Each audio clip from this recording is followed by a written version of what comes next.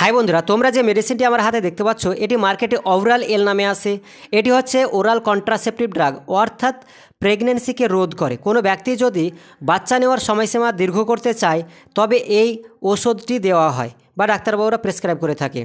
এটিতে কম্পোজিশন থাকে লেভোনর্জেস্ট্রিল এবং ইথাইলিন স্ট্রাডায়ল, ঠিক আছে, দুটি কম্বিনেশনে গঠিত এই ওরাল এল। এটি খাওয়ার নিয়ম, এটিকে খেতে হয় একটি করে ট্যাবলেট প্রতিদিন রাত্রে। কখন থেকে খাবে?